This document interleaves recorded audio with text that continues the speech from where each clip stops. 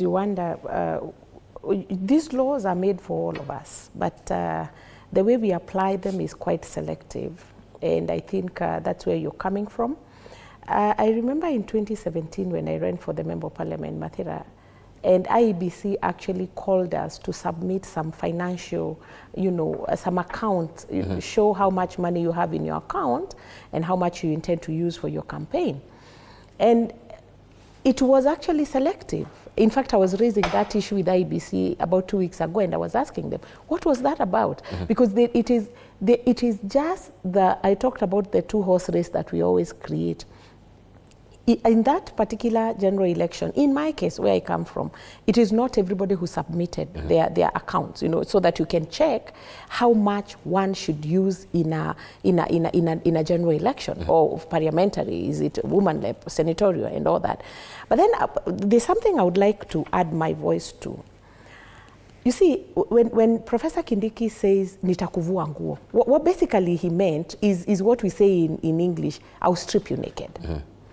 And the kind of stripping naked that happens in our Kenyan politics at all levels, whether you're talking about Kasipul, you're talking about Mbere, you're talking about Magarini and everywhere else, we are hearing a lot of attacks on personality, where you say, Dibur is not a serious character because of 1, 2, 3 things. Even the issues that are being raised now about Wamudende, I listened to the current deputy president attack Karish, their opponent, the one who's in DP party, and said, we know that you actually took some land from a widow. And it is how we have actually normalized politics or personality at the expense of discussing real issues that affect the people. Listen to everybody in that campaign trail who is keenly addressing water issues, who is keenly addressing security, who is keenly addressing health issues and all that. No one. People are actually out to settle scores, Rigathi Gachagua does not like William Ruto, and therefore he'll ensure that William Ruto's candidate fails. Kindiki does not like Rigathi Gachagua, and therefore the candidate must fail. I mean, we do all these shenanigans at the expense of the common wananchi. People are still suffering, remember the bull. We have so many issues that have not been addressed, even at that local level of Embu. When I listened to their debate yesterday, I could pick that one of their key issues is water. Supply of water is a big problem. Electricity, most of those homes are not connected to electricity. But when people take to the podium, when people go to churches and all those places where they are doing their campaign, who is addressing those issues? No one. We are back to politics or personality. And by the way, it is not just an Embu affair. It is not a by-election affair. Look at even our key political leaders. Everywhere they go, most of the time, they're just talking about, this person and the other person. By the way, if there's one person who is learning quickly, or trying to copy very quickly, and I did not expect that to happen, is my deputy party leader, Fred Matiang'i.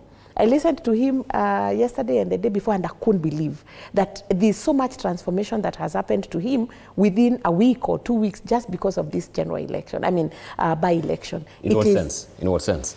I mean, I listened to him, for the first time he said, I listened to him in one of the meetings, and he said, wakikuja na vita, hata sisi tutaleta vita.